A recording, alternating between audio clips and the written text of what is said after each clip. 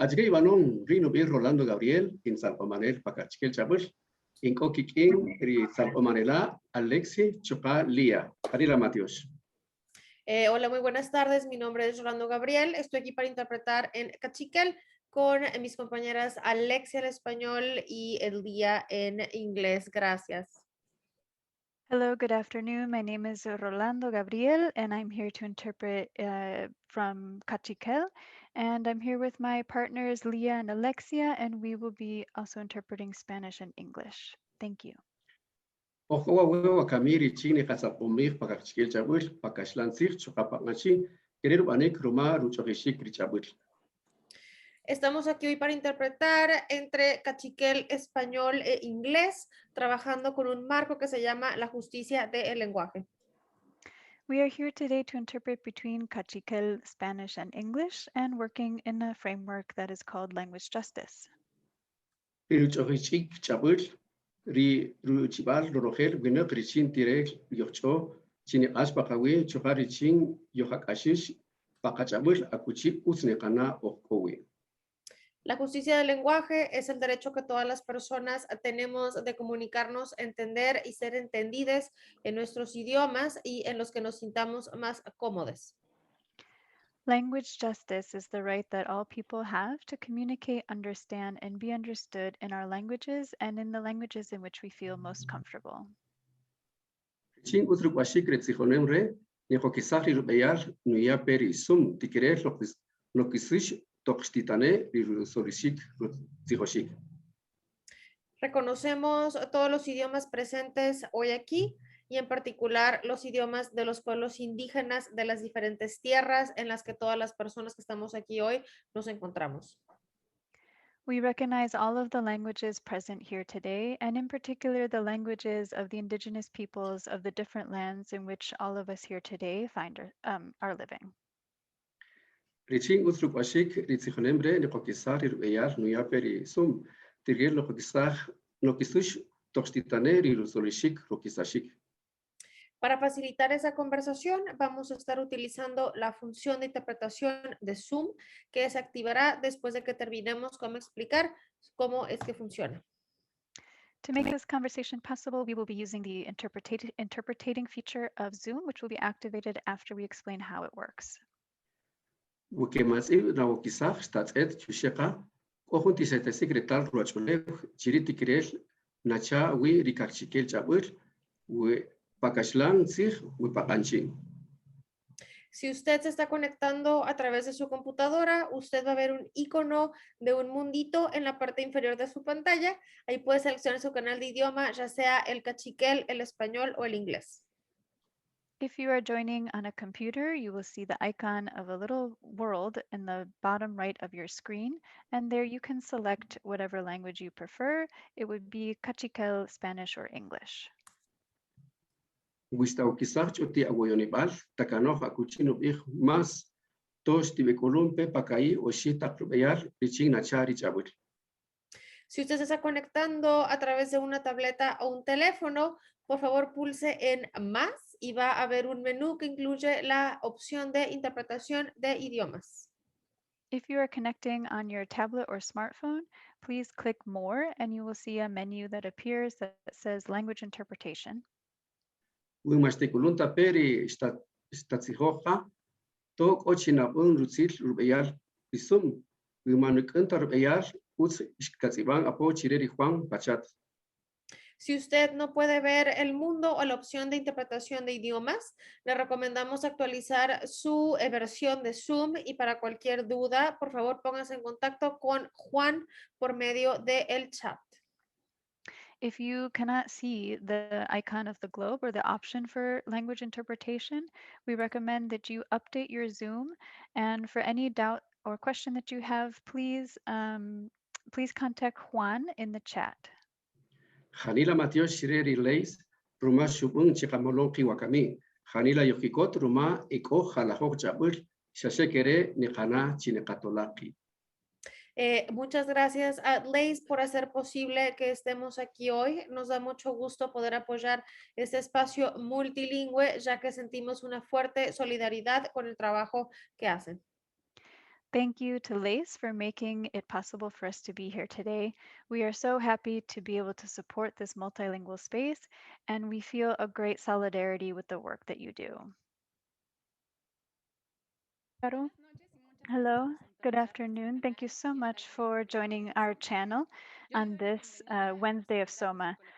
I welcome everybody, the members of the Kaqjay Moloj collective, Edgar Esquit, Mari, Ixmukané, Choy, Edie, Tocón, and to the members of FIEBRE Ediciones, Carla, Lamoyi, and Antonio Medina, to the artist Beatriz Cortez, who will be dialoguing with the curator Daniela Lieja Quintanar about Objeto Antiguo, a collaborative project in LACE.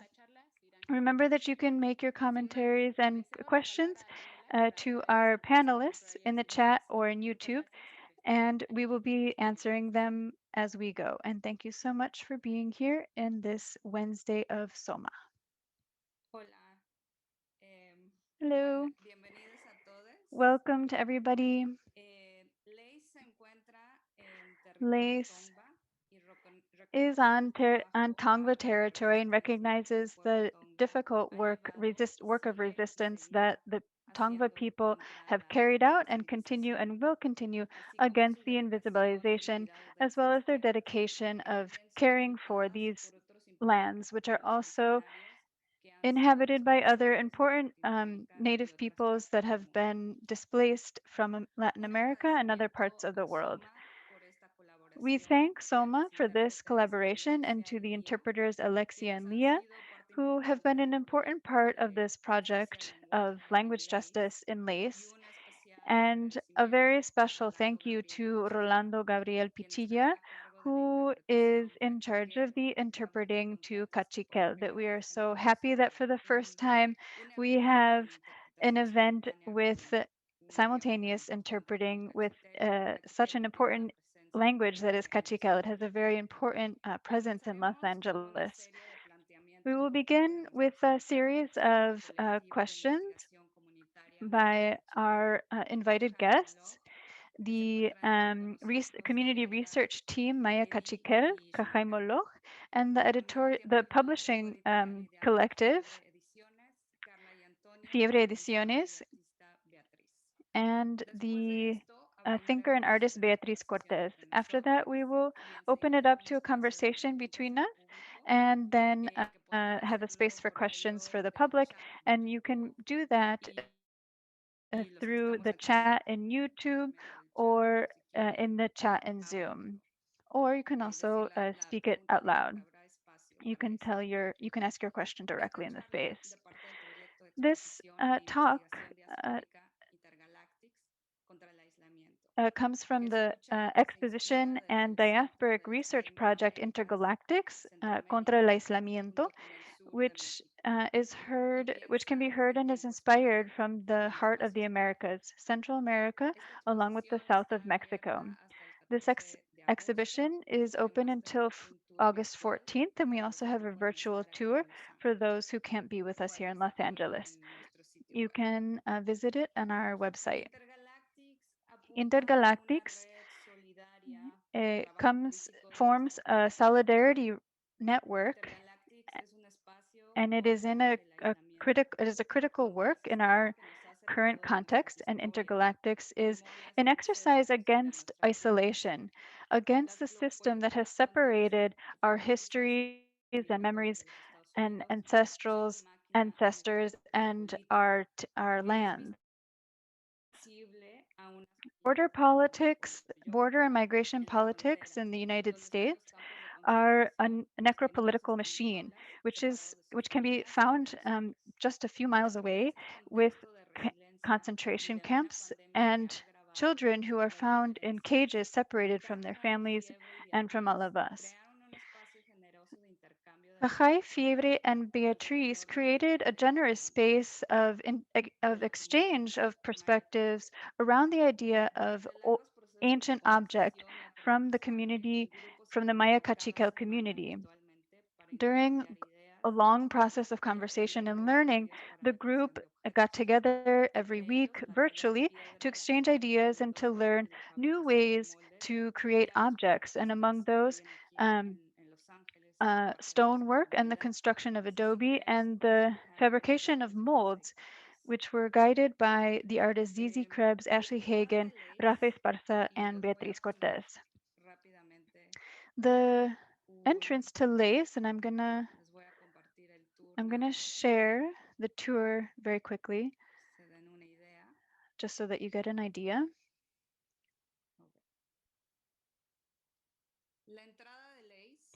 The entrance of Lace has been converted into a time machine composed of different elements. The altar of Kaqjay in all of its forms, the altar of steel, of stone, of paper,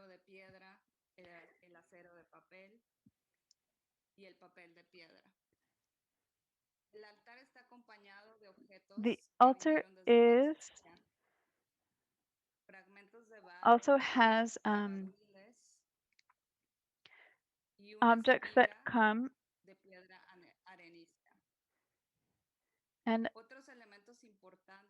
some other elements that are important in the entrance. Yes, Daniela.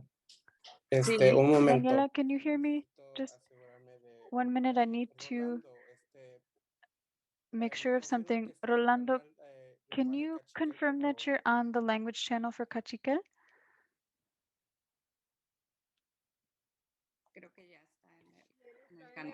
Bueno, Rolando. Ok, perfecto. Ok. Ok, la tecnología. De tener Ya resumimos. Technology. Okay, thank you.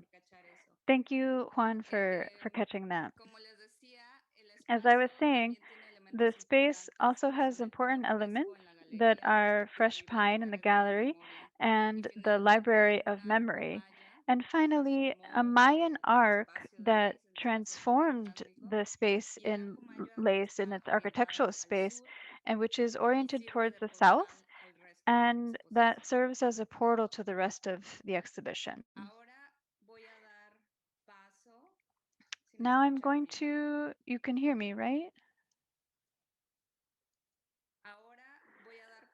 So I'm going to give now the space to the Kaqjay Collective, who are going to present several questions to us.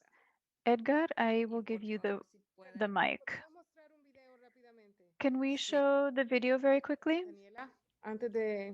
Sí, adelante, Beatriz. Yes, go ahead, Beatrice.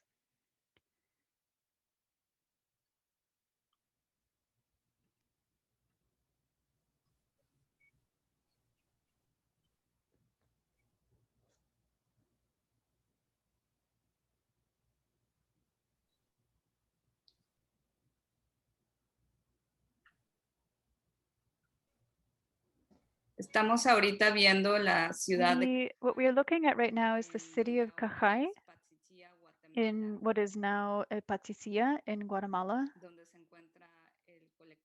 where the Kaqjay Collective is, and where this project where this project of ancient object was conceived.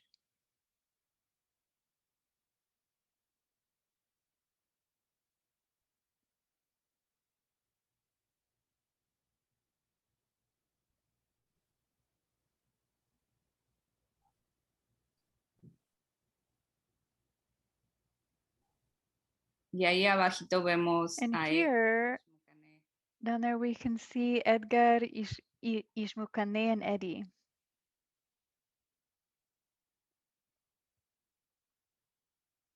y José Guaján, And Jose Wajan is who made this video through a drone, and so that allowed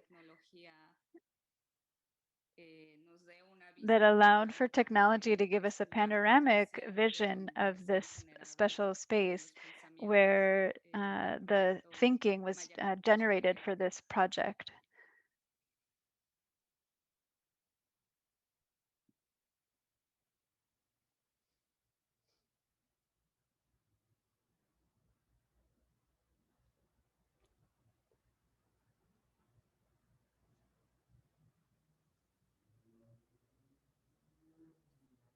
Y esa es una de las pirámides. And this is one of the pyramids, the part that we just saw.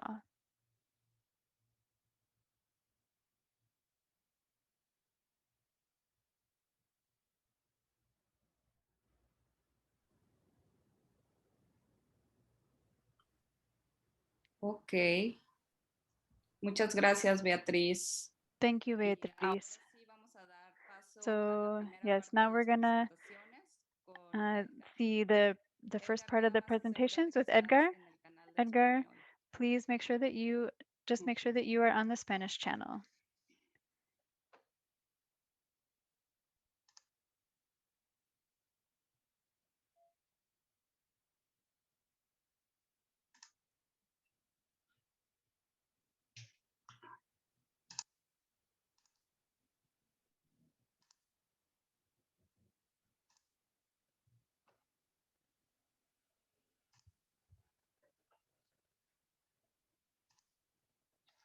Bueno, es un gusto estar en este. Well, it's a great pleasure to be in this space. And I'm going to begin saying that the current Kaqchikeles, we manage notions about our past. One way of speaking about this past is through Ajerchustak, which could be translated as Objeto Antiguo or ancient object. This is the object or the objects that people find or locate in specific places. And we saw that video of Kaqjay, the place Kaqjay. And in that space, people, women, and men, they usually find these objects, these ojerchustak. These objects are known in the academic world as an archaeological object. In the Cerritos Asunción community, in the altiplane, in the central altiplane of Guatemala, people name this finding of an ancient object as something that's predestinated. Ran kan richinwi. The kush, the vital energy of a person, and the kush, the vital energy of the object, are linked in a determined moment to reveal the past. These meetings happen very often, and they in families and communities, and they establish the relationship between people, between families and communities, with the past and with the imaginaries around the past and the present. In that sense, Kaqchikeles construct relationships with the past to give shape to their communal life. Like that, the conversations about the past that are produced in this finding of an ancient object and people, or this meeting, Mayas position themselves as thinkers about the past, about territory, and about the reproduction of life. Constructing their own memory, by constructing their own memory, they establish their own path in front of these narratives about the past. For example, of what the archaeologics and the history of the nation. In our meeting with this narrative about yesterday and the past, and with the many ways of reproducing life, what we wanted to do was to pose our discussion about the past in our community. In our conversation, we have talked about how ancient objects and notions like kush are powerful ideas to be able to newly construct here and there in our linked worlds. And in that way, the construction of these pieces in the current day they are pieces that reproduce ancient objects, and that in that way they take their own kush, which means that it's a way to construct again a community in different places. We want to use the idea of ancient object to find ourselves in these communities and among these communities and among ourselves and among the ancient ones. The existence of our history, the right to narrate our past, always implies a link linking our voices with the voices of other communities and then with the voices of our ancestors. Now I'll give the word to Ixmukané. Thank you, Edgar. So, and thinking about the art as the creator of the community, we are thinking about the different personal codes and familiar codes and about the community and the ways in which we communicate that came about after the encounter through the ancient object and the possibility of the artistic exercise in between the community to recreating and reproducing and creating again an ancient object goes beyond the only experiment or the experiment as an experiment. It has to do with the spiritual and personal living that has connected the making of the gavawil or a spike or just a fragment, right? A rocorostro or a fragment of another living being, an animal. So those personal stories that came about in our artistic practice and through the linking with our ancestors and the story of our lives has generated codes in the objects that we think will be understood within the community and in other communities of the world. We do believe in these objects as objects that communicate something, and we imagine that at the moment where Kaqchikel people and indigenous people see these objects will recognize fragments and pieces and little animals and corporalities, physicalities, just figures with which they spend time at home or in their own growing fields where they're harvesting. They will connect with those mundane and sacred objects that invoke the ancestors. And something so specific, such as the ancient object from our own experience, goes beyond the borders and maps, and it links people with their communities, with their own histories. And it is not just one history, one single history, but it is multiple histories. It links with the ancestors, ancestras, ancestros, and it also connects with the longer time as an existence, as an indigenous community or as an indigenous along our history as living people, as our peoples. We have noticed that the objects that have been interpreted through the community are displaced from the scientific and archaeological situations that define them as artifacts, as objects without essence and without life in the present. And people from these towns are recognizing these ancient objects in time and space of the now and really giving them living dimensions. And we understand that we understand ancient objects as fragments of history that can be used in your kitchen, in your life, to wash your feet, to place the food for your pets as ornamental decorations or as altars within your homes. So everything this really means that going beyond the political, economical, and cultural construction from which the object is a part of in ancient times, when the Takwinap people inhabited Kaqjay, and they created and they placed these objects as offerings, or they used them in their everyday activities. The community from Cerritos Asunción have came from other dimensions and brought these same objects. In this way, we as people from the community, we do think that in doing this artistic exercise of creating ancient objects in the 21st century, it is part of these dimensions and dialogues that the same community is generating with their own histories, creating an ancient object and bringing it to a faraway place for other people that are linking to the community are able to see that. It really generates a dialogue, such as a person that places an ancient object as a decoration or as an ornamental object in their own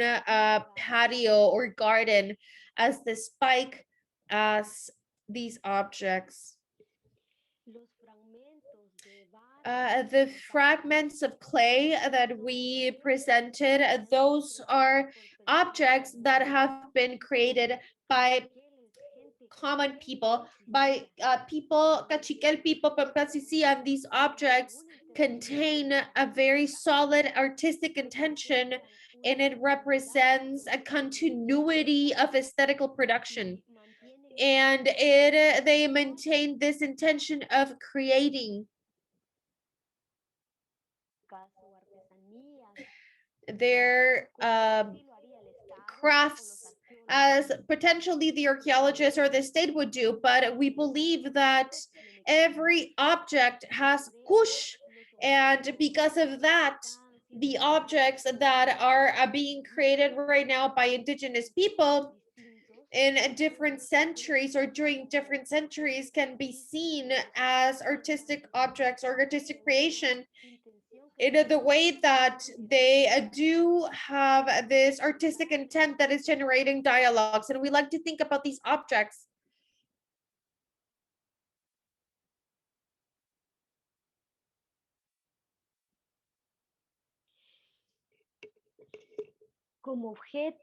as objects that happen beyond racism.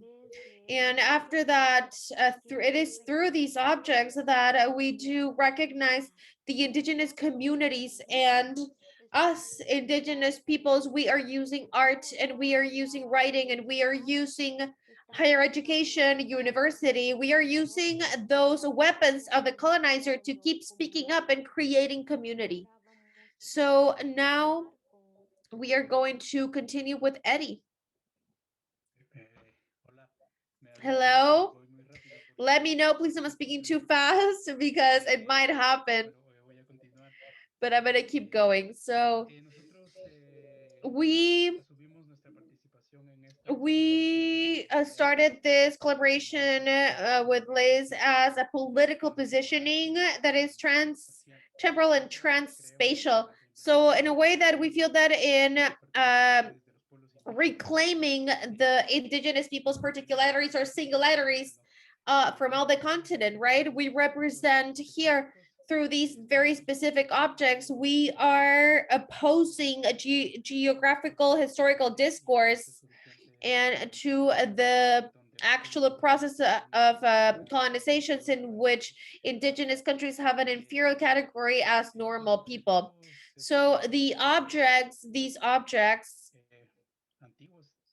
ancient objects that we created to present here at Lays are speaking about a very specific reality from a very specific community.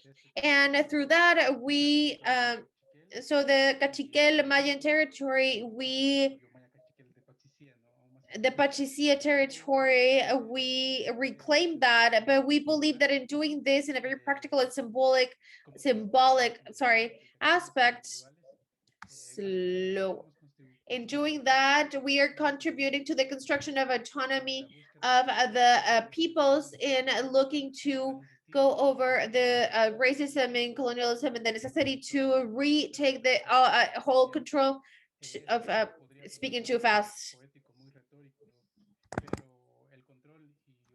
But the control or the struggle for the territory, it is not only in a practical sense, such as controlling the resources or controlling the borders, but it is also embodied in a symbolical way in the event of like through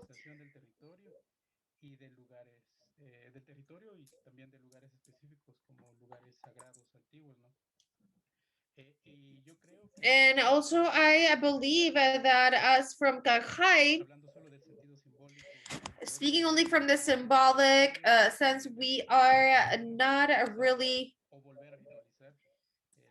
we don't want to like re-ritualize a relationship with the land and our ancestors that inhabited all these places, and we're the invisible places of the territory. And of course, the processes that we understand that the processes of territorialization that are practical go or happen mainly because of the fight for reclaiming the land, that it is mostly or entirely indigenous land. So these objects are the one that you have right now on screen. We believe that are a very specific object or language, and the decolonial language that we want to do is a very conscious effort to reclaim our a time in which we don't see the past as remote or the future as an attainable goal. On the other hand, these objects are a representation of the continuous present as a long present, as we call it, in which we indigenous people live, in which our history and ancestors are not only part of the past in our political context, is part of this place that it is not has reached their final part. We understand this as something happening in the continuous present, as a living present, which is the indigenous present and living, where the past and the ancestors also form an important part of the center of the present, also taking over the territory, and the decolonial struggles in every sense are reproduced in relationships and processes of understanding the territory and life in a permanent present, in which we are no longer looking for us or for the future as the capitalist future of futurism, but as a necessity of preserving and reproducing life in every way possible. We understand that us as indigenous artists, Canadian indigenous artists, we understand that the indigenous artists also a part of participating in contemporary art, and also as a continuation as creative production previous to contact. But we would also add that it is a different part, and it is political. It goes beyond that in the larger sense. And we also believe that as this same artist, that contemporary indigenous art, as part of as the continuous present, our work is always incomplete, and it is always forming part of previous and continuous projects. Thank you.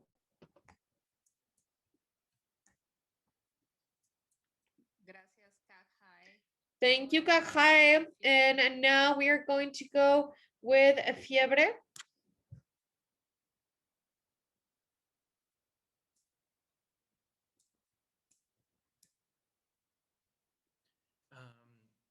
FIEBRE Ediciones. FIEBRE Ediciones is a editorial independent project dedicated to the public publishing of all the projects, literary projects done in the Caribbean since the 80s, in Latin America too. We decided to, so we wanted to do something that was also interesting to other curious people like us. So it's been a space of sharing and creating another part of the story that is not the one usually coming into the hegemonical discourses, but creating our own political imaginaries and using too fast. And with that guide all of our practice, we thought that the book is a container that can travel through the internet with inciting conversations and complicities. It is how we started our collaboration with Kaqjay and with Beatrice. We did publication and being in different geographies and situations in our lives, that even though we managed to find an exit in dialogue, we parted from that to create this piece of objeto colaborativo, collaborative outcome, in between the same presence, that let us think what other realities can a book actually take. So we decided to work together on the altar that can be found in the village of Cerritos Asunción, an ancient object that revealed itself as appeared in Mr. Julian's house, and that we had the pleasure of visiting together with some of the members of Kaqjay when we went to Patricia in Chimaltenango, Guatemala. We thought that that rock which it also tells the story and passes on knowledge, and its sketchings could transform itself and travel by means of paper in the form of an outline sketch. That way, visitors to the exhibition Intergalactics Against Isolation, Contra el Aislamiento, Inlays, and other people who were interested could take the printout or download it from the website and assemble it wherever they were in any geographical location. To create the model for the altar, we had to measure and capture the object through drawing and photography, make it into geometric shape, transport and translate the rock's contours onto paper, trace it in hand, by hand and digitally, edit the photos, assemble the layout drafts and correct them, design it for print, and then print it. So this same model was printed on a 1-to-1 scale to place it spread out on one of the walls of lace. The publication that contains the altar to cut out and assemble includes a text that was written in Spanish, which is a language that links those of us working on this project, and then translated into English and Kaqchikel, which are the other languages spoken in the territories where we live. The members of Kaqjay, FIEBRE, and Beatrice, we worked as if we were a quimera, a being with many hands and heads. Paper and metal altars are an extension of the rock that allow both of us and visitors, immigrants, and people who inhabit different places to approach and be in conversation with communities that sometimes appear so distant, so other, but from who we have so much to learn.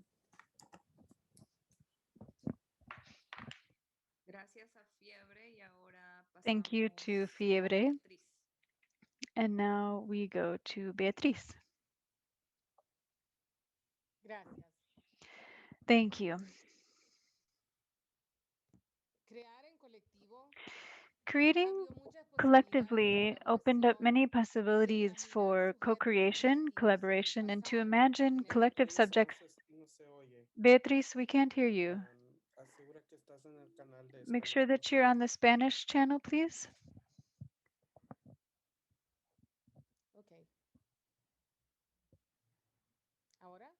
Now, can you hear me? Okay. Sorry about that.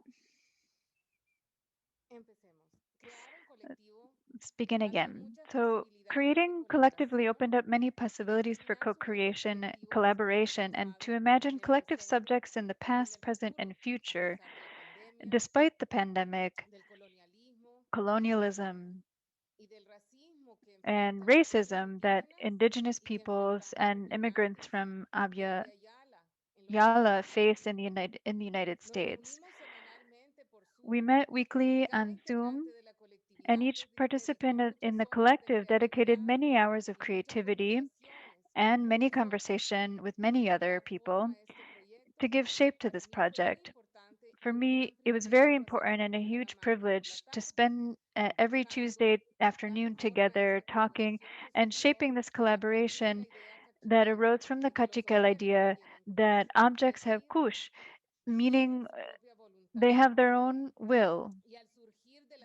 And when they emerge from the earth or from other temporalities, they interfere in what's happening in the world. A story that Ixmukané told us had a special impact on me. She said that when she was younger and starting at the university, she had heard about a large ancient rock that was in the house of one of the families in the town. She went to the house, knocked on the door, and she said that she came to see the rock. Yes, come in, they said. But when she entered, the rock they showed her was not the one that she had imagined. And that happened with other houses. Meaning in Patricia and surrounding places, many Kaqchikel families live together with ancient rocks. They are part of their daily imaginary, their daily conversations. And I imagine even part of the memories that Kaqchikel immigrants carry with them.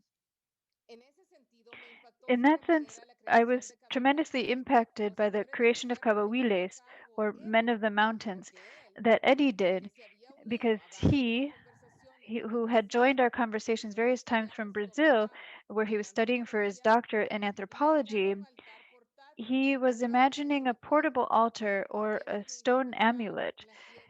And that made me think about rocks that immigrate and also migrating altars. I also thought about Edgar, who is a known interdisciplinary intellectual whose work has not only influenced many young people in Pasticia, but also colleagues at the University of San Carlos and outside of Guatemala, how he has impacted me, my colleagues, and my students.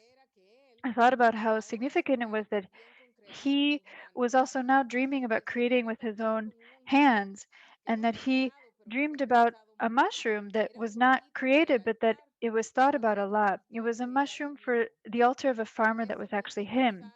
That made me think about many Edgars coexisting collectively and simultaneously throughout space and time.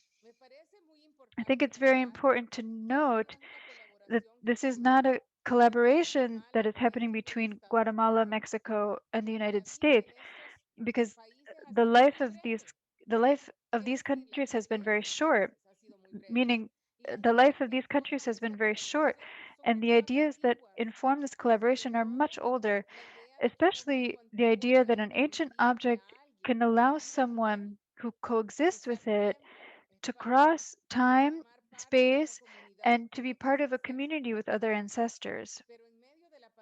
But in the middle of a pandemic, it also allowed us to build community with other known and unknown people of the same place, of the same time, and others who also find these objects in other spaces.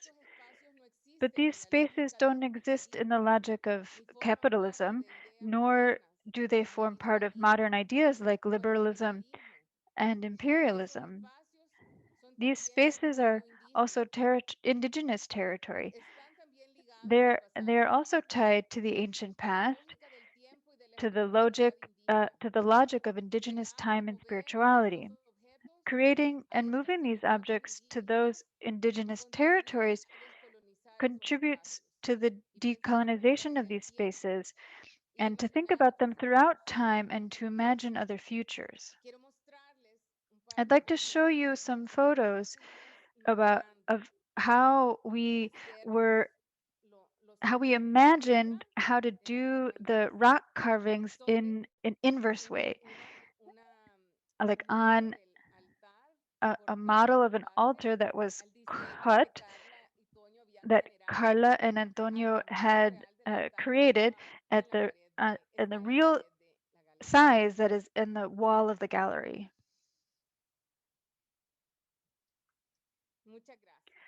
Thank you.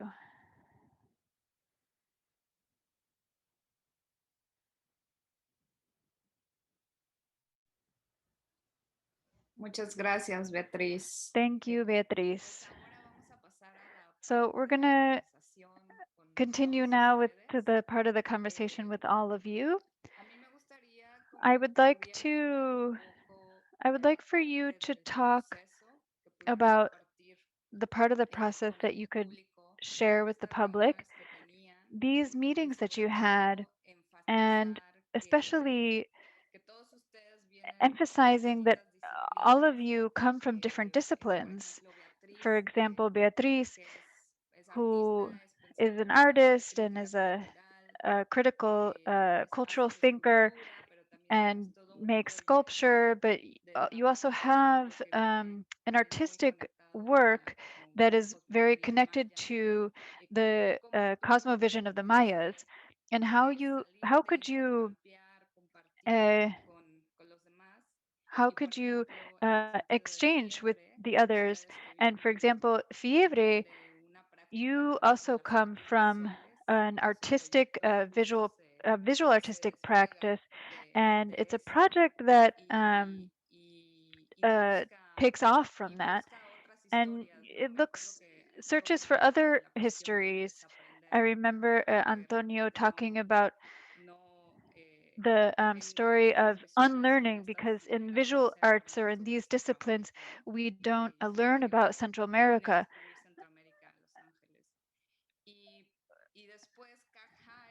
And then Kaqjay, that you have spent time studying at the universities, but you've also spent a lot of time analyzing the knowledge of your communities. So I would like to know from each of your perspectives, from your position and your transitions, when you got together. And it's also very important to say that this whole project is not just this project, but there's also so much work from before, and we will see it in other exhibitions. There's so much more work. So if you could share about this process of collaborating from your positioning of knowledge and how you were transformed. I think it's kind of a long question. Who wants to begin? Me? Okay. So I'd like to, if I can respond to this question, perhaps I'll concentrate on the altar. I think that I have a lot of fortune because I have a whole community of friends and partners, collaborators, support that they have so much talent. And I think that in some way, art, because we in our workshops, we worked with uh, metal, and metal is an industrial material, and it's a very it's a process that's very similar to being a worker. And so to create a work of art brings to the table these, it problematizes, for example, the importance of thinking with deep thoughts. For example, the object that an ancient object could serve as a time machine to think about, to think from philosophy about this industrial process, meaning not to imagine it from the colonial perspective that working with your hands is inferior, but really on the contrary, that to imagine and to work with your hands is actually a way of philosophizing. It's a way to create concepts and to recycle them. So for example, the work that we did every Tuesday to come together. Sometimes Edie was in Brazil, Antonio was in Oaxaca. We were in different places, but it was a way to cross time and space from the beginning. It was that was very important because we were working across the whole Americas. But also for me in my workshop, it's very important that people who are in my workshop supporting this process, there are people with many other talents, with a lot of history of immigration, stories of immigration. For example, in the case of the altar, Tatiana, who was with us, and also Douglas, who is also here with us. Well, Douglas, who is a thinker and an intellectual, also like Edgar, who has a long trajectory, you know. So the fact that these academics would also create art in this industrial space to fill it with these concepts that they think in their academic spaces was, I thought it was very important. And the fact of creating these objects, um, thinking about placing them in an altar where immigrants might be, for example, where they would see the object in the same way that Mari would see it, for example, to say, oh, I came to see the rock. No, it was something that was so beautiful because it was like an act of generosity towards others. And so for me and for Tatiana, that act was also filled with, it was an act of love towards immigrants. It was a poem of a love poem towards immigrants, to say, here's your altar, here's your home, here's your place as well. But not because I was thinking about Los Angeles as part of as the United States, but rather from these old ideas of temporalities, as Edie says, the present continuous, the idea that here we are also on indigenous land and we are also here on the land of indigenous altars. So to create this altar, which was an adventure where so many participated lace and to come from the traffic on Hollywood Boulevard and to come from Joshua Tree and bring it back, so many things. But this whole adventure that was part of this project to create an altar that at the same time that it would be in dialogue with the rock, it would also to dialogue with paper that Carla had created from Mexico through from the distance because they had also visited the altar like me. And there was something very important for Tatiana that for me was also very important. In the photos, the photo of Antonio when they visited the altar, and Edie when they documented the altar, the altar was like being a race. So it was also like a race in in time to record the temporality and to go back. No, so it was also like a way to create memory of Kaqjay, and so that it would be there for the future as well. I don't know if one of you would like to add to that.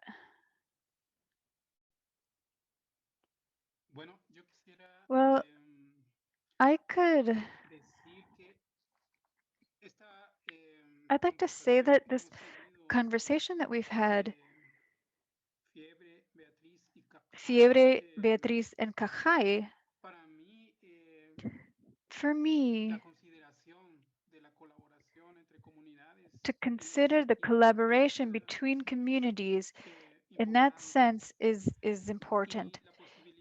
And the possibility to create, when we began this conversation, I think that Kaqjay, in the beginning, were the ones who posed it or thought about it to tie it to the possibility to the reproduction of memory in our community and in our communities in that sense. And we always were saying that what interested us so much was to reproduce memory, the memory of our communities, and that memory which is tied to these concepts that we've talked about in these presentations that we have done. And those these concepts like the ancient object and kush, which are so important in our communities, now they break the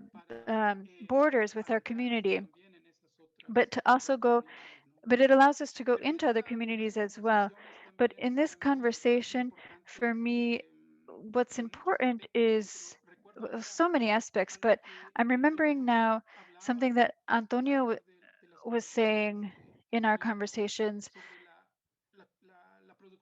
about the production of art, the idea of craftsmanship and the idea of memory, because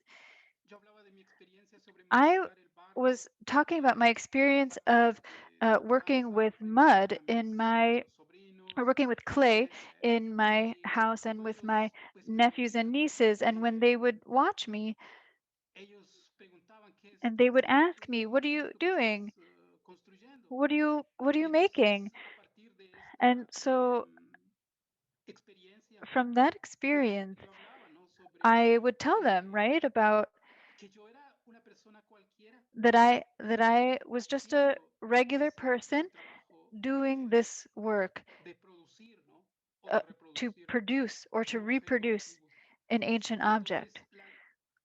So the difference between art and craftsmanship, tied, the production of craftsmanship tied to any normal person, right?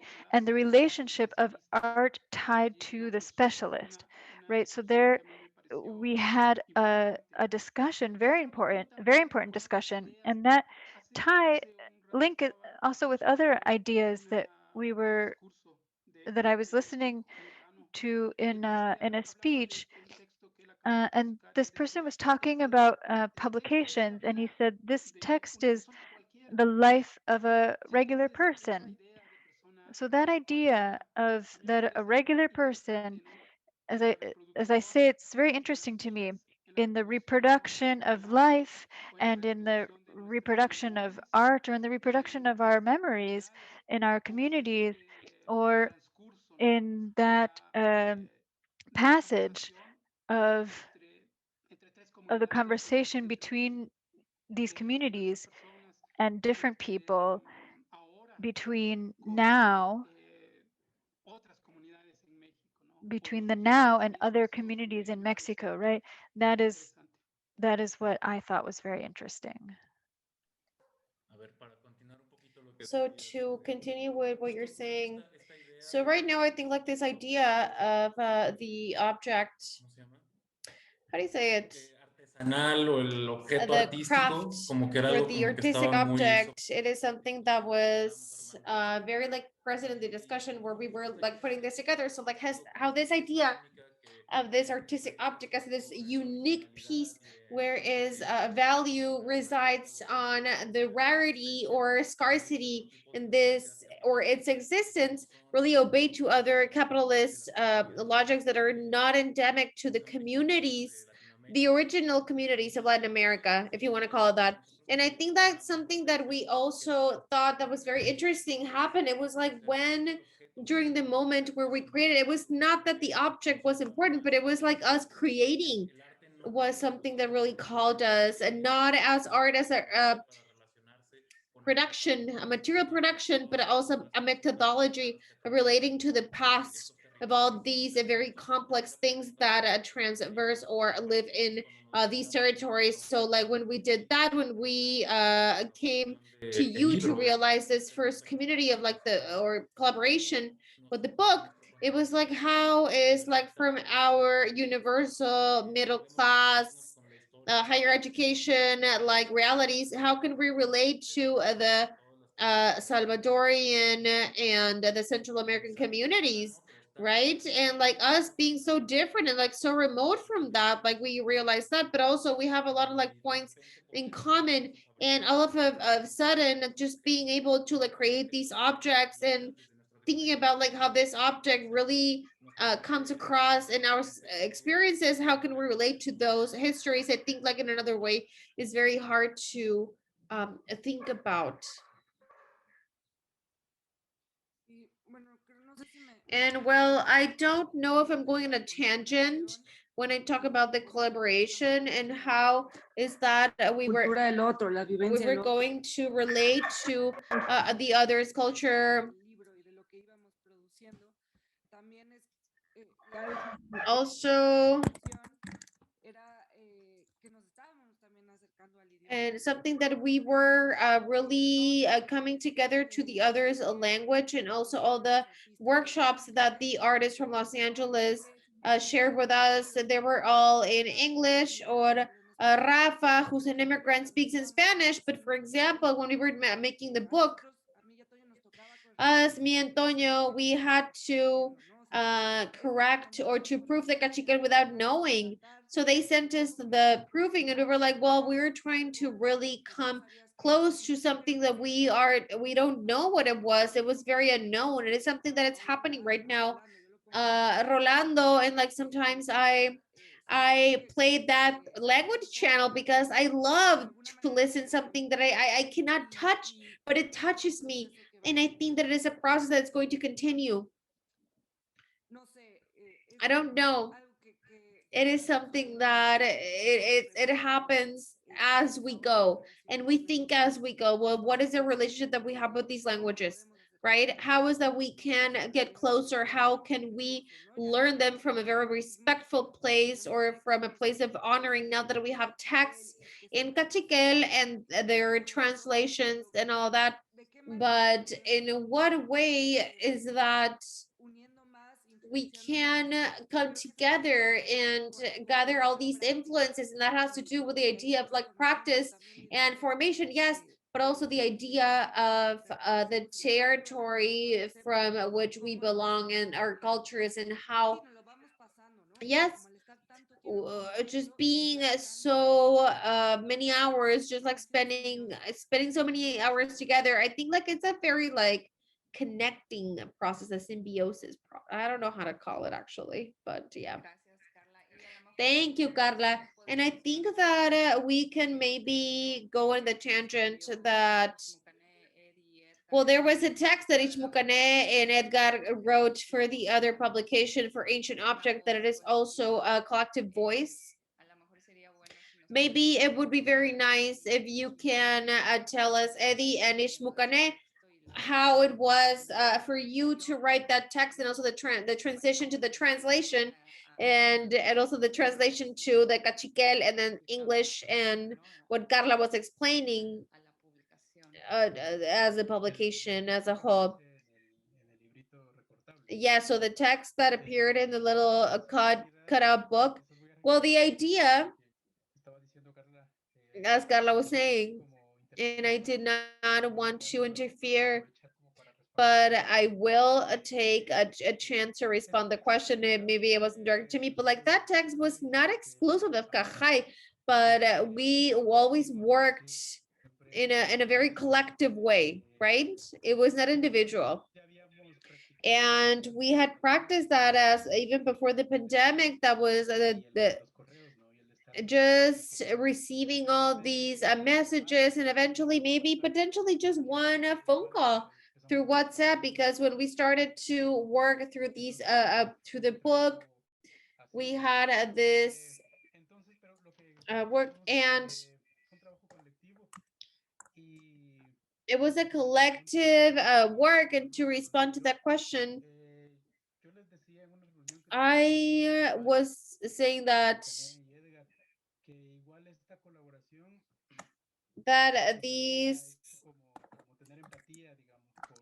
this collaboration made us develop a little bit more empathy towards the people that we met basically during this work, and through Beatriz and Carla and Antonio, and we have this relationship of a friendship going beyond. And I think I would say that it is more of a friendship or a working relationship, because we were friends, and now with Daniela, and it is the same that we have with Kaqjay and Edgar, for example, so that we are a little bit younger than Edgar, but that building of that empathy, it really, I think it helped us, and putting name and a face to things, it is easier to build empathy in that way. I think that the intention that Carla had of really immersing yourself in Kaqchikel, I think that in any other way, without having a relationship of this kind, that is a very collaborative relationship and a friendship, I don't think that you could do it. I think that I developed like way more empathy, and I further understood how to understand, redundant, but yes, people from the contemporary world that I have said it 100 times, even in like gatherings or meetings with Daniela, and that is a very big label for me. I still don't know how to understand that contemporary art, but when you put faces to it, you can just understand a little bit better. So like you understand like the processes and the intentions, let's say, of people. For example, the collectives of all the artists or the academics, etc. But yes, collaborating in that text was precisely that. Well, the translations, those were more individual, of course, but everything was mostly collaborative. So I would like to say something. I would like to add that this collaboration that comes from a relationship of all being the same, we're all equals, and like Edie is saying, like being in meetings as friends, as people that we trust one another, and we each other know that there's the intention and the empathy, and there is also another way of making, in another way of being. As you know, art for Kaqjay, it might be something very new for us, to have a collaboration, artistic collaboration. Above all, we had worked in that book with Fiebre and Beatrice and Douglas, and those were texts that really drove us to like dig deeper in these concepts and notions that the community of Cerritos has, and also the communities, the indigenous communities also have in the world, I guess, in general, at a more broader scope. And I think like parting from that idea of the ancient object is something very beautiful for me. It was really beautiful to know that, for example, Beatriz was saying, well, it's really exciting for me to know that the altar that I have has kush, and that the kush of the altar from Cerrito Asunción is there, but also to be able to like skip through these borders that have been imposed in their territories, these political and geographical limitations that are actual, and also just being able to travel. And for a person in Kaqchikel or an indigenous being who is linked, actively linked to the altar, is able to create as well, right? Creating community in Lays or in another place. And I think that working from that idea of the ancient object, I mean, or taking it out, extrapolating that from Cerrito Asunción and just like creating with other communities to create links and create links with other peoples. I think that's been very important. I think that it also it happens with it, or it happened with a text, and it happens with text, and like in writing something in Spanish and then going back to Kaqchikel and then trying to communicate with other people that have immigrated and have migrated through other places, and also have other languages living within them. I think that's very important and very beautiful about the collaborative aspect that we have had, and that has come up as a language, something that connected or connects all of us. Daniela, can I say something? Yes. After Edgar, we're going to start with the questions because also the audience is very excited to talk to all of you. So Edgar, go ahead. I think your question is also related to what Carla was saying, and with some of the conversations, one of the last conversations that we had during the meetings when we were talking about the translation of this session that we're having right now. And I thought it was impressive what Carla was saying back then, that what she has said in the same way that she was working in Kaqchikel, but without being able to grasp completely, right? Without completely understanding that. And I think that's very important to mention because it could be the experience of a lot of people in the world in general, even like the impossibility for us to grasp certain concepts and grasp the language as a whole, or communicate even. But I think that this kind of exercises really give us this chance. And back then we reclaimed that possibility of coming closer to these languages, right? To the Kaqchikel, for example, with respect and with dignity. So back then we were talking and we were saying that speaking Kaqchikel, let's say through people that were not Kaqchikel speakers, what would happen? Or people's who mother tongue was not Kaqchikel, or whenever they just like repeated like the language and the discourse or in speech. So like I think like to me that discussion was very important to have, or to have like during these conversations and meetings that we have had, because then we are introducing a different kind of a component, right, in this conversation between communities and that now we are deepening so much more in them. Thank you. Gracias, Edgar. Thank you, Edgar. And well, it's 7:45. Well, 7:45 in Los Angeles. We know that the interpreters are working very hard, and I just wanted to read this question from Montse Celorio. She's saying, I do not know if you want to tell us a little bit more how the diversity from the collective in terms of nations and identities and ways of thinking are enriching the work as a whole. No era lo que ya habíamos comentado. Was that what we talked about like a minute ago? Well, I don't know. Well, it might be interesting to just like the question of the nationality, right? Because right now we are rejecting that, and I don't know if you want to like talk about that part. Well, I don't know. I think that at the end of the day, we feel as much as, well, Toño and myself are Mexican. Let's call ourselves Mexican. And Beatriz is from El Salvador, but she's been living in Los Angeles for a while.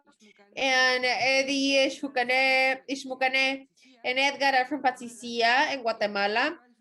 And I feel that at the end of the day, I mean, as much as we are all divided, we always feel that something connected us, right? Because we all have like our ancestors and the Mayan culture and like the violence of immigration in the same territories, and we share foods, and and we just make sure to make fun of all the words in Mexico, like how do we call things sometimes, but I don't know. I don't think that we think about our nationalities or nations when we talk about the words, or you say this thing this way here, and even if it appears like something strange what we're articulating. I mean, there are differences, but I think they have to do with other things. Like Toño was saying, and that we are coming from, the center of from the capital, or that Beatriz had to migrate, or Edgar that is Ixmukané. I mean, they are still indigenous people that are resisting in Patricia. And I think that what really mattered about the conditions in which we live and how we think, and this critical thought, and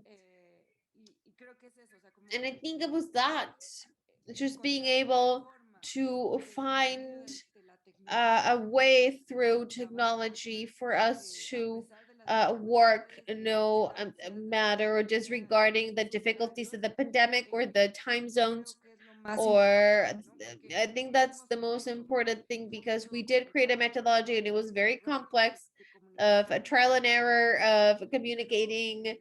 And yes, I think that the place that we were at, it never really mattered. The most essential thing is that we were very critical, and we were completely I'd like to say something. we wanted dialogue. I'll be very quick. I noticed that from the beginning, the three actors here, or collective, I don't know, and Beatrice is like alone there, but I think that what made us accept, or what brought us together, is that, for example, what Edgar was saying, and I was telling how I met Edgar, or Edgar's work, or I think that what kept us working together, what brought us together to work together, was texts that we don't have like written down, but I think that I've observed that they're very clear, and I don't know if I should say that they're the same, but we saw the same political objects in our different contexts, in our life history, in the context of our life histories, and our space histories. And I think it's very clear. We haven't had discussions. We've had like normal discussions, but yes, we've had discussions about shape, like how you form something or another, but also the things that are are our base. And I think that they're the same. I've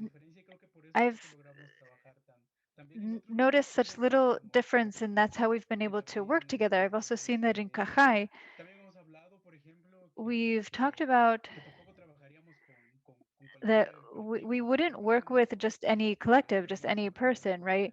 We've talked a couple of times that we wouldn't really work with the people who don't, share what we have, right?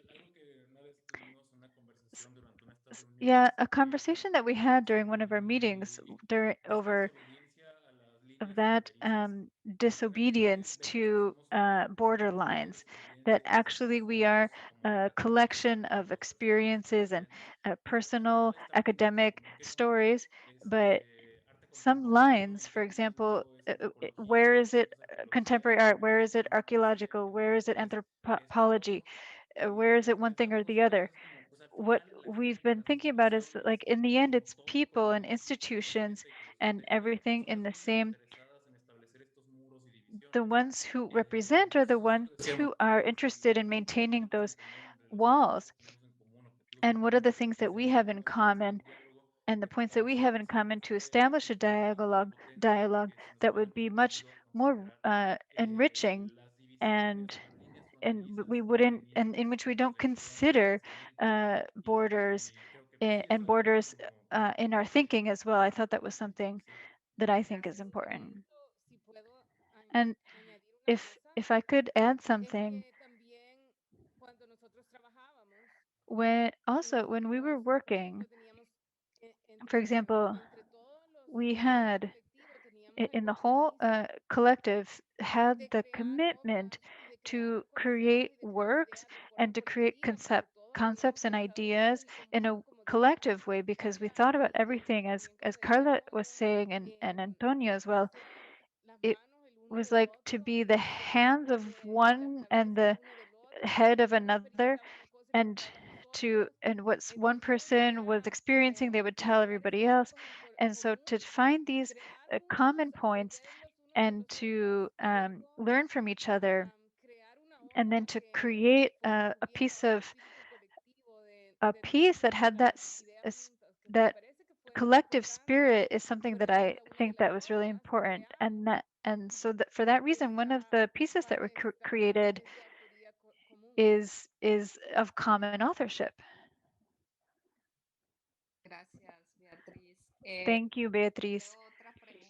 I'm going to read another question here that says from Regina Chavez, who says, hi, everybody. I really liked this notion of the long time or continuous present that Beatriz was talking about. Perhaps you could share some more with us about how we could rethink or position ourselves with disciplines and history and its colonial perspective.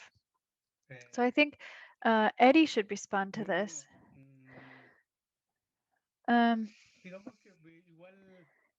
Or sorry, Edgar will respond. I think that we're always, sorry, Edie is responding. I think that we're always talking about ourselves. Someone once told me that history is not the past. We've also talked about how in Kaqjay we've talked about these theoretical lines that in which we work on our research, and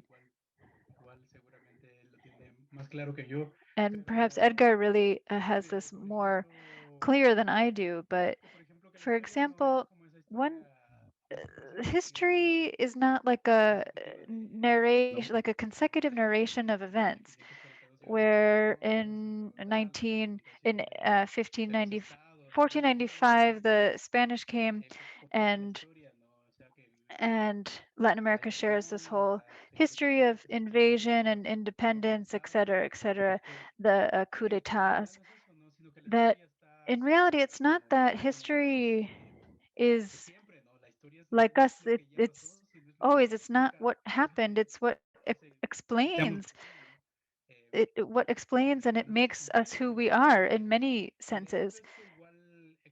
And the other thing is that there doesn't exist only one story, one universal story of the story of of US or of Mexico or of Guatemala that we learn in school when we're kids, but because this history has a very very clear political perspective.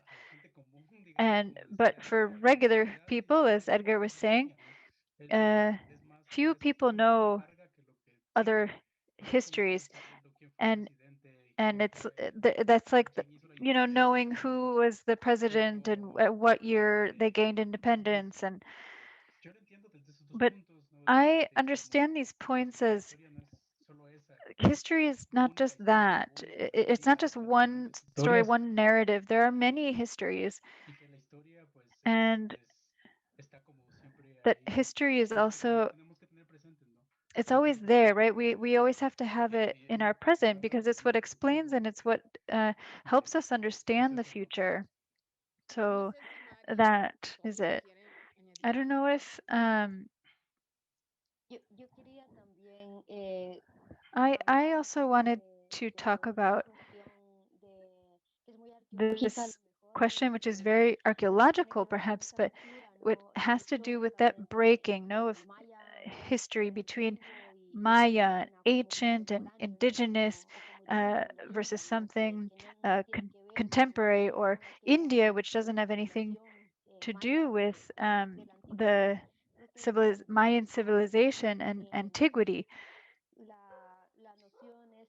I think that the notion of long time, I was reading a Kaqchikel intellectual, and she was talking as well about that in the indigenous people, we are here now, and we're here in spite of colonialism.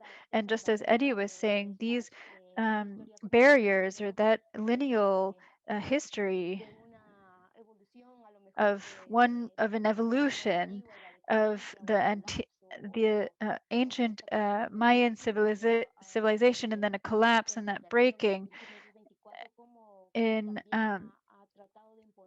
1494, and trying to impose that history that the state puts on you, but also that the state imposes upon the peoples, but to continue our project um, of activists in indigenous territories in Guatemala, and to also think about that notion of long time as is a way to situate ourselves as indigenous who are living now, and not to separate time before from future time, as Edie was also saying a little bit ago.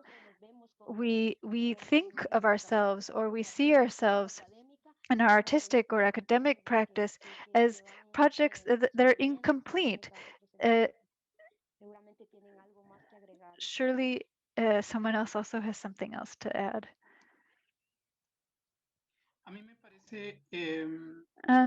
I think I think what's important is the fact that in the university we recognize these notions of time that are put in periods. But when we talk in Kaqchikel communities, this tie, the link between generations and between objects, is there, is there through energy, through kush, the construction of a discourse around the past, with generations, and the link between ancient objects is given through from this energy, and it doesn't have anything to do with putting things into different time periods, and as a way of perceiving ourselves and of feeling ourselves. So the construction, the discursive construction of the past and our construction of and our frameworks in which we work are given throughout this energy, are given with this energy.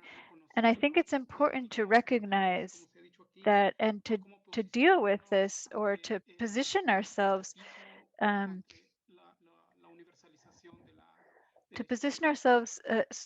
in contraposition to the Occidental or Western history. Carla or Antonio, would you like to add something? I think that thinking it as Edie was talking about, in our practice in FIEBRE and pedagogy and relating history, we think that it's a common error to talk about past and history as if they were the same thing, and to say that our past is like this lineal time, but the present is what we're seeing now, and how we communicate with ourselves and the opportunities that we have access to. Like this, it's to seeing these ancient objects, and to see the hands that made them, and the energies that created them, and the thoughts that conceived of them, are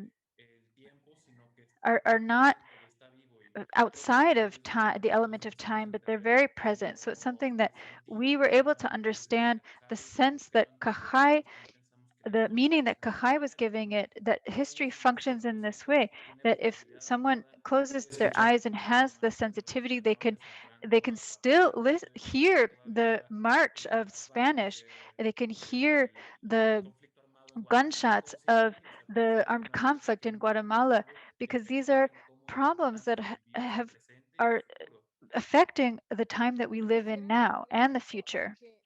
I'd like to add to that, if I can,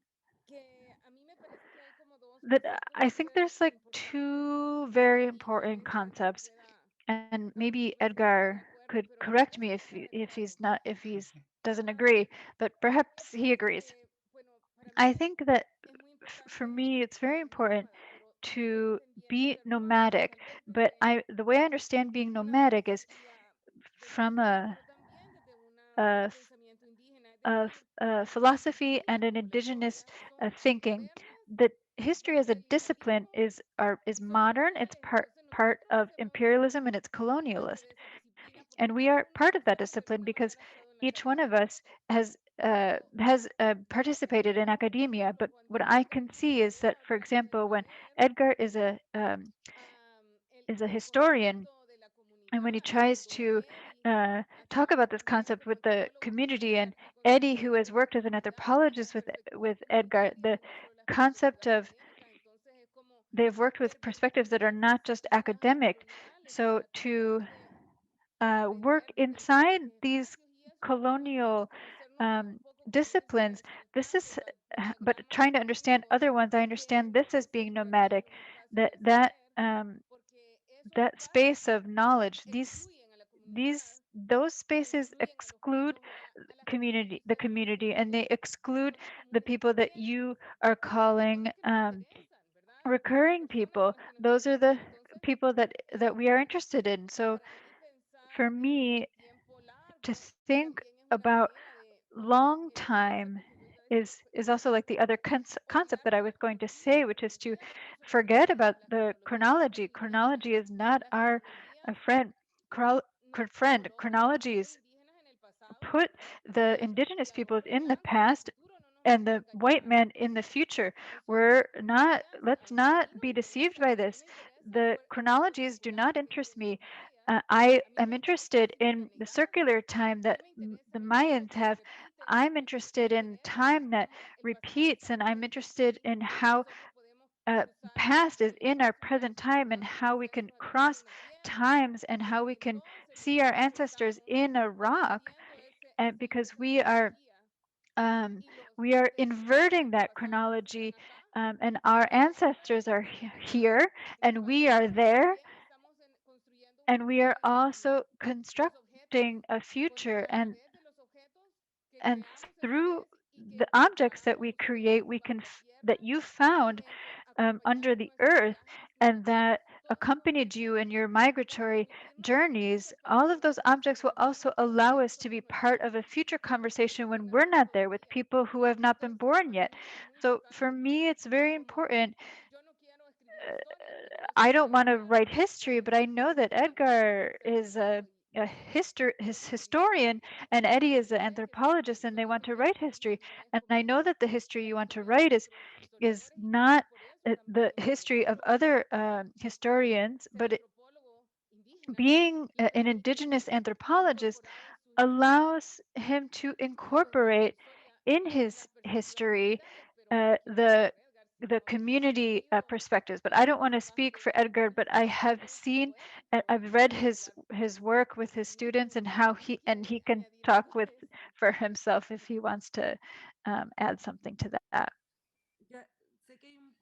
I know that there are some questions, but I just wanted to say something that, well, something that we talked about with Toño, because we actually did this history class with like an exercise. It's like not trusting this universal or like this one version of history. It is a polyphonic a thing to es más fácil, ¿no? think about it. And like if I think like if we like grow that from there, it's more important. Like it's nomadic. You can mix things. You can read something about like Europe, yes. Read something about like Kaqchikel people, yes. Something from Mexican people, yes. How can you build a larger landscape? If I think that if you distrust that universal history, I think like that Jai, it is also a way of going against the colonial, going against the unified version of things. And that's it, just that as a permanent curiosity and these like this taste of like knowing, this hunger of knowing what else is there. Edgar, would you like to respond to that, or should we keep going? Let's keep going.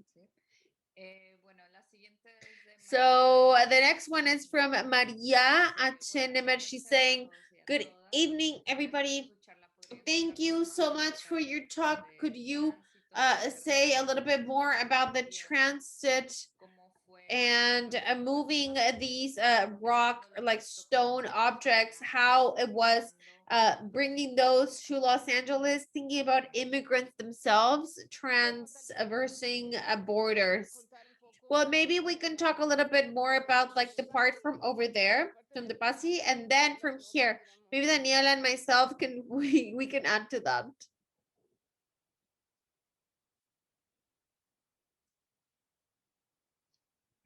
Bueno, well, I think that in reality, in Patricia, trying to connect to that immigrant energy, if you want to call it that. Well, I'm not going to like come up with like things that don't exist, but yes, I think Beatrice and Daniela are going to tell you the ending that maybe at the end everybody just like gave up, but like entonces like building with that energy.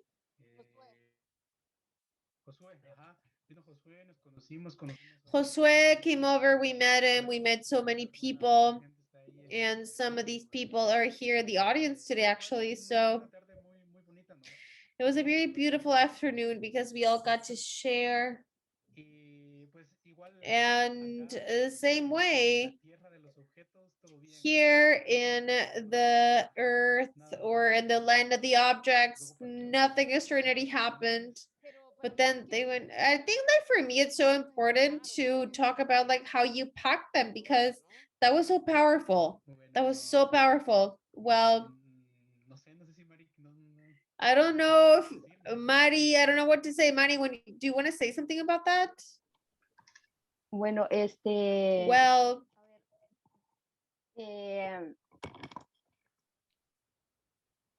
nada más que estuvimos como more than us working through like all this, you know, through the pandemic, like we were all like divided, each of us in our own spaces, in our homes. So I think after we were done with the pieces, somebody that you know, did us the favor to like come pick them up. They're also an immigrant, and it's very like it represents us.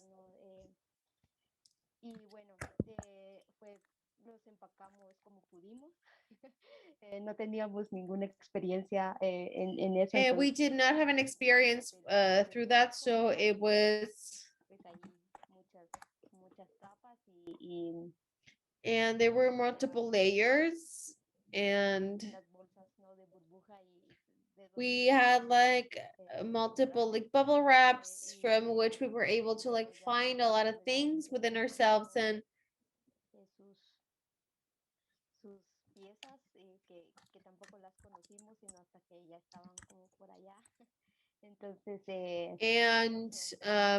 well, just because I don't know what to say, honestly. Can I say something? I think that it is very interesting. I think it's interesting, the idea of the object, of the immigrant object, and I can link that because truly that day where I had to go leave the objects to Ixmukané's house, and I couldn't be there in the encounter, then the place with Josue. What I did first is to photograph the objects and to try to keep something with those objects that I created, right? And then after that, I started to pack them with a lot of care. With I thought that it was with a lot of care for them to travel with no issues and no troubles during the.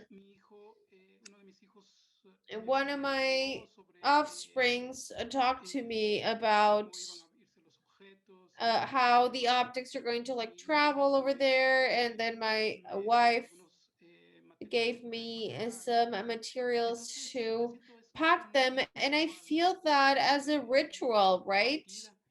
As a leaving, as a departure ritual. And I think that immigrants also live through that departure in that same way. And I think that in another way, I believe that that ritual, that process, it is the one that constitutes and really embodies in a way the gush of the object, right?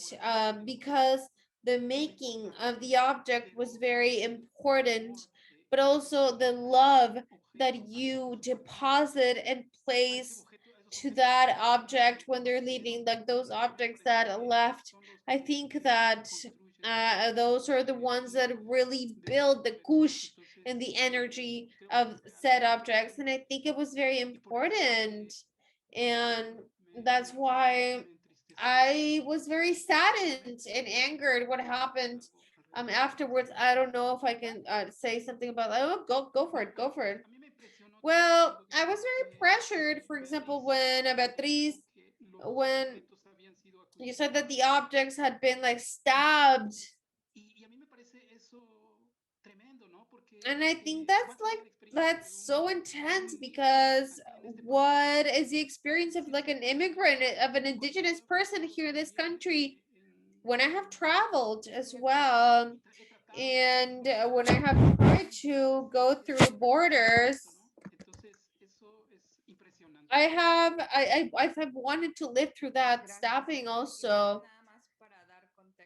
Also, to contextualize for people who don't know, Josue, who has he did like that big favor to bring that to Los Angeles, and he went through immigration. He went to he was detained because he's from Guatemala, and it is a racist things. So the objects, they try to break the objects with knives. These cabahuiles that we saw here today in the gallery, immigration tried to stop them with their knives. And the if like that, if it was clearly a display of power and racism, because they have x-rays, they have their supposedly trained dogs, they could have determined if there was something that was, you know, or either like a drug or like a mule, but they were truly just exercising violence in those objects. So it was traumatizing for everyone, and that's why Edgar is saying that the objects were stabbed. And I only think that it was not only the object, but the spirituality of the object, of the love of the object, that Edgar is saying that each and every one of like the community had poured on that, and like the love that we were also receiving the object, and then receiving the object when Josue left so late, and then he like brought him to us. I think it was also receiving as a family. And that rainbow of immigration, it's all over. We managed to get it here with us. We put it, you know, it was actually very hard. And I think that's very important what Edgar is saying about separating the object.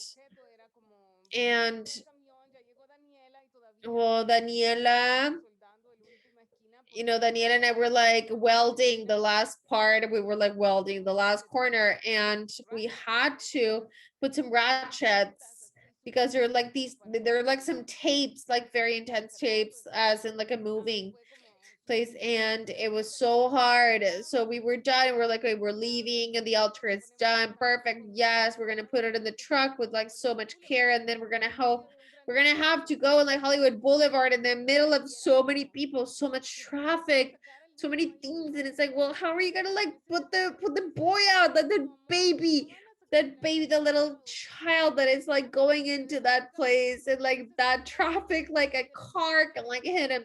So we were like very angsty. We were sad and worried that out of a sudden our responsibility was being guardians of those objects that had been going through so much. And that through many things, like these objects have been going or like being babies, like different parents in different hands, but with the same love.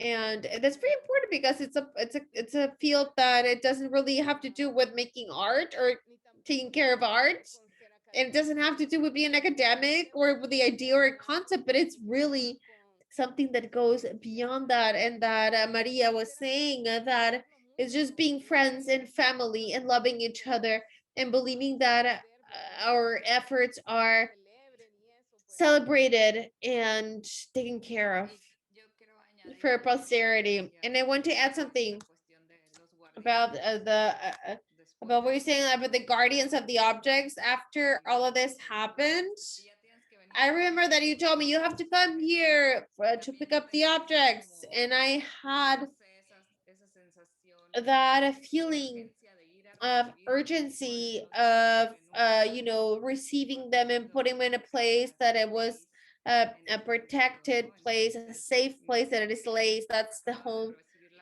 So when I heard, I went immediately from Beatrice's studio to Lays, and it was like this exciting moment that we were able to open them up and like open the boxes and having them in a very safe and loving place as guardians. Can I add something? Can I add something that it doesn't have to do with the stone objects, but like the paper ones? I think it's important. And I don't know if you thought about this, but when you receive the little book, it's very hard because the little book was like designed, it was designed with so much love, but you want to like take, you don't want to like take the page out, and it's hard to say like, well, I'm gonna cut it because it's so beautiful. You don't want to do that. But when you do and you start to assemble it, that it is also easy, but it's hard. It's not that easy. So when you do that and you put so much love into it, there is something que de pronto ese objeto ha quedado lindísimo y ahora nosotros tenemos que resguardarlo porque tenemos un altar en Chico. and it is something that has happened in Porque armarlo ya estaba todo guiado, pero al mismo tiempo requirió cariño. but at the same time it required so much love and like gluing. Y entonces uno sabe que es un objeto sagrado también. Hay algo súper lindo de cómo se reproduce a través del papel. How it is reproduced through paper, that it is traveling through, you know, the waves and the satellite, like the screens of like so many other people. Bueno, les puedo preguntar algo ahorita que están hablando de los libritos. Jocelyn. Can I ask something? That you're talking about the books? Yeah, Jocelyn, go ahead. Jocelyn, I work at Lace. Curatorial. Daniela. ¿Cómo están todos? Bueno, siempre he estado como pensando en la manera. I've always been thinking about the ways in which in Patricia, if it's like something that you have like started to do with your community. You know, qué clase de cosas han hecho para, digamos, traer el proyecto y the things that we have tried to bring the project. A Patricia.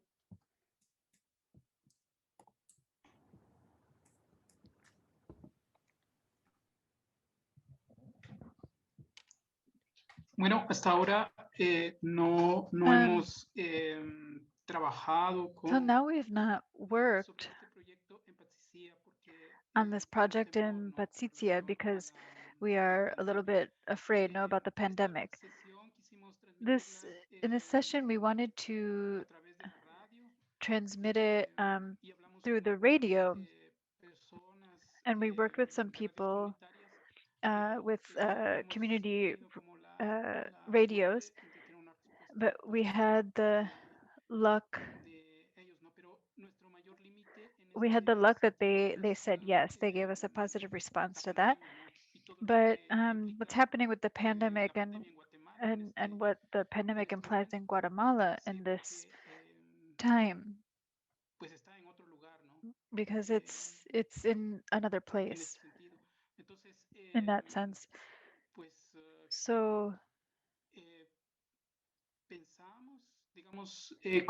we thought, as we did before the pandemic, about developing it in public spaces, about developing some activities in public spaces in where we could work, where we could make things with children, especially who are the people with whom we've worked, and with the youth in our previous activities. Gracias. Thank you. Thank you, Jocelyn, for the question. And I'd like to read some of the comments and also open it up to other people here in Zoom if you'd like to make a say a direct question. Alberto Esquit Choy says the work of with different languages is interesting. In the linguistic discipline and the pragmatic linguistic discourse, it has captured our attention.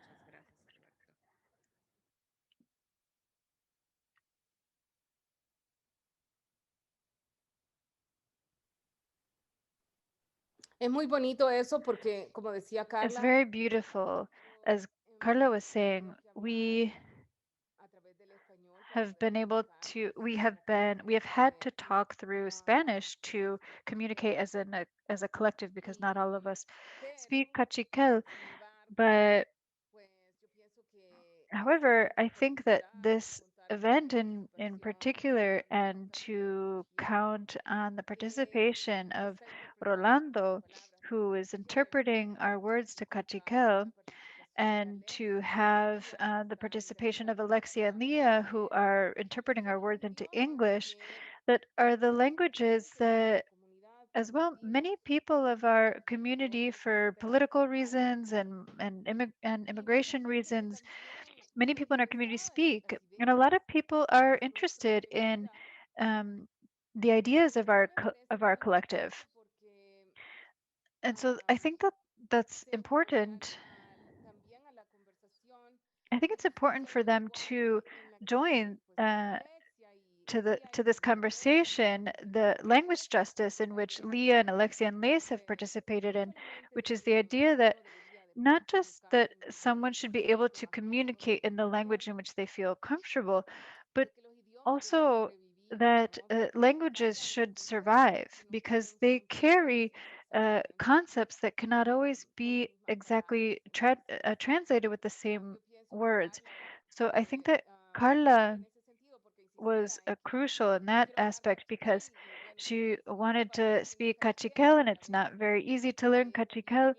And the way that she was speaking also with the objects, and to be guardians of the objects, but that the objects were um, guardians of Kaqchikel, and all of us, as when we were doing the book and the altar, and we were putting Kaqchikel in the context of this altar, we were also guardians of Kaqchikel in some way.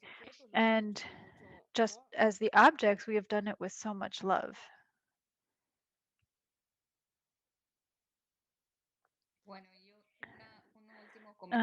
Okay, just one last comment, and then we'll open it up to see if someone wants to say something.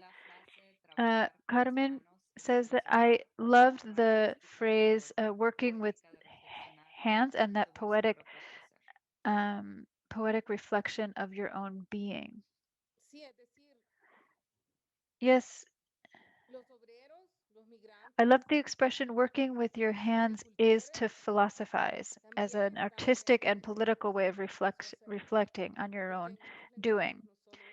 Yes, you know, there are many languages, it's not just one.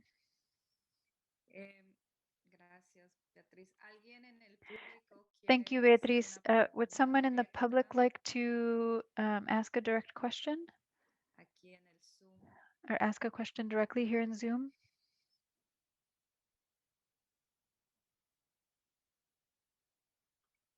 Creo que... Pues si no hay I think preguntas, that if there aren't any questions, I'd like to take another minute to say thank you to so many people, to the team of SOMA, Carolina especially, who has supported us to achieve this event in different languages, to Rolando, who took on the responsibility to work on these texts, to Alexia and Leah, Alexia, who's working on the day of her birthday, and to make sure that this happens, and to Lays, to the team of Lays, Sara,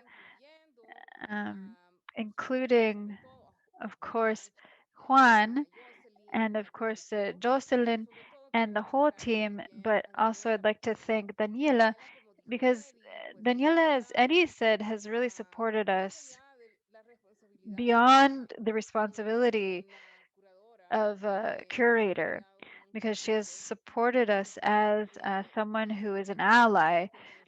Uh, and it's that's been very important to uh,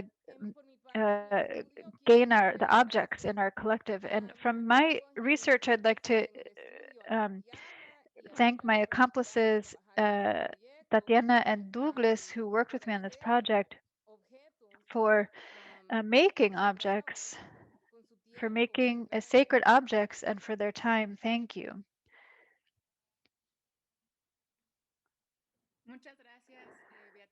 Thank you, Beatriz.